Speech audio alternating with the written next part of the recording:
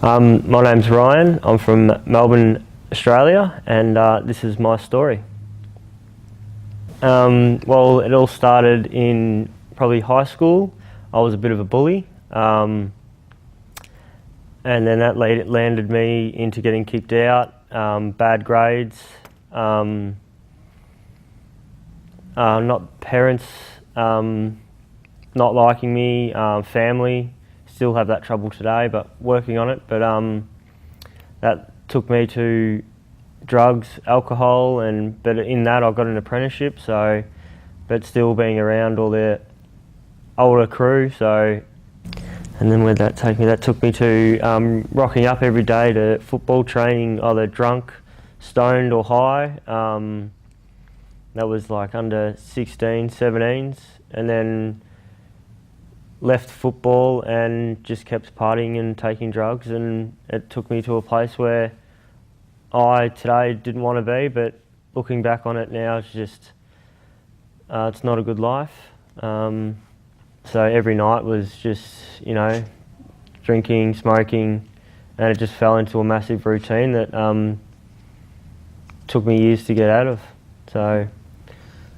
How did you transition from marijuana to other drugs? What happened there? There was no transition. I was using marijuana for about since I was 18, and then it just came on to using that extra other high. So I'd go use that, but I'd still be using marijuana because I just like smoking it that much. And yeah, just a lot of drinking, which turned into like blacking out and not knowing what I was doing.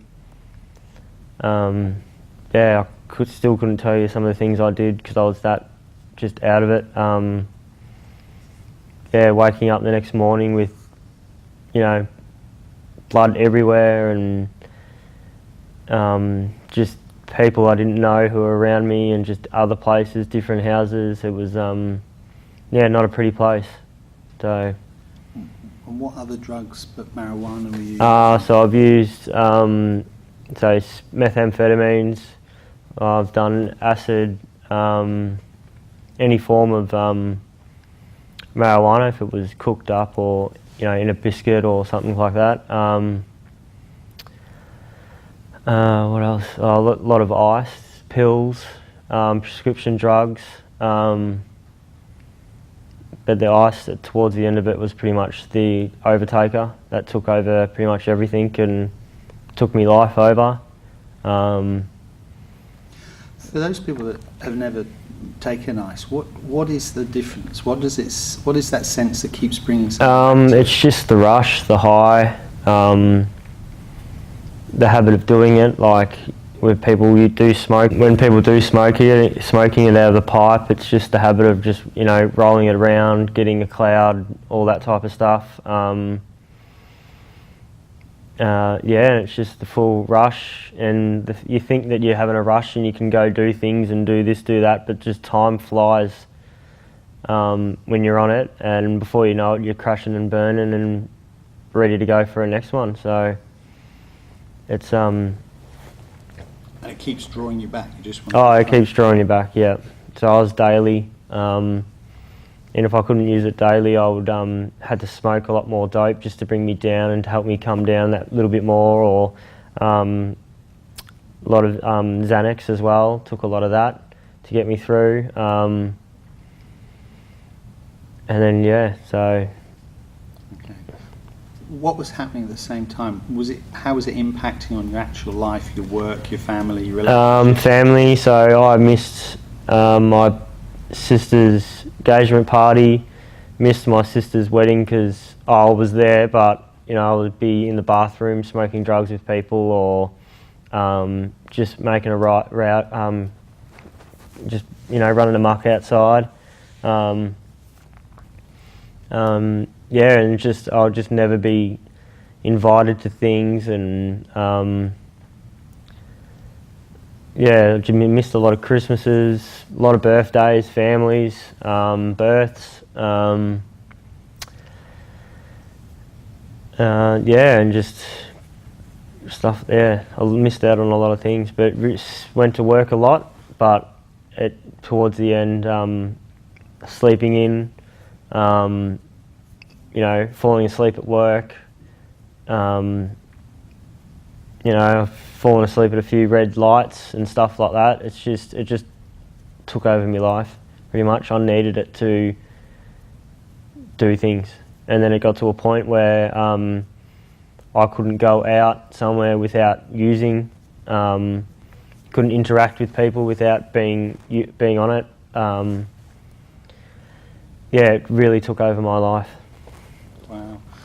And what happened? How did you start taking yourself out of it? How did you make a decision to change? What was your choice point? My choice point was a hard one, but my father passed away all of a sudden. He was a fitness freak. He, you know, did a lot of things for the local football clubs, the community, was a teacher at one of the homes, Glen's Hafe.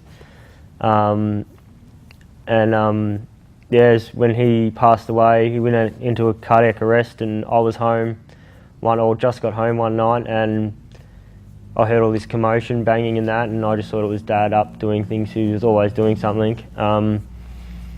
Yeah, I got woken up to ambulance at the front door, and I thought Mum had called them on me again. You know, things like that had happened. And then he spent probably a few days in hospital, not knowing if he was going to wake up or come to, or how he was going to end up. And then ever since, once Dad passed away, I didn't really sell much. I sold to keep my habit up, but I wasn't really paying back the people. I was just kept using and using. Then gambling took over my life. I just ran myself into the ground, and then a good friend of mine, family friend, she works for a few rehab places, and she just saw me and just said, look, you need to get this, you need help. And then since then, I've sourced ways to get help. So it's taken a long time to get to here. So. Well done. Tell us about your interaction with NES Health and Caroline, and what state were you at before you met her? Because you were fully into rehab by then, weren't you? Yeah, so I did rehab, and then got out, and I still had a lot of depression, anxiety. I still struggled to, I couldn't go out, like just out for dinner. My anxiety would take over, so I'd sit at home. Depression tablets weren't the thing for me because they made a lot of things worse, because I still wanted to get up and go to work and earn money and that. I couldn't do that because I'd still be groggy in the morning. They were just, yeah, I couldn't sleep on them because they'd give me restless legs. So I don't think the answer to a lot of the depression tablets is the key. You've got to find a healthier way to doing it. NES Health really helped me with a lot of my anxiety, even at work. I struggled to listen to clients and that because I would be too busy worrying about how I'm feeling. Is one going to come on? How am I going to get myself out of this situation if I have one? All those mind thoughts really took over my life, and then NES has really helped with me to just be patient, calm, and get through it, really. So it's changed my life, yeah, a lot. And how long have you been using it? Is it just the infoceuticals you've been using, or were you treated with the My Health and the infoceuticals, or how? The drops. There's the drops, yeah, so yeah, yep. we call those infoceuticals. Yeah, okay, yeah. So they've got imprinted information in them. Yes, yeah. So yeah, I've been on, I think this is my third or fourth time, and yeah, even people that I've only just started working with the last, say, a year, have just seen a massive turnaround in things. Even they're asking me what I've done because my anger level has just dropped, my frustration level has dropped. Even just when I couldn't get things working at work, I would just lose it. I'd have to go outside for a cigarette, or even that wouldn't help. But you know, NES Health has just made me, you know, actually take that breath in, and you know, this is what you got to do to fix it. So it's helped a lot. It's great, been really good. So, Have you got anything that you might advise or suggest to people who recognise some of those symptoms from whatever direction they've come from? Is there any suggestions you'd make for them?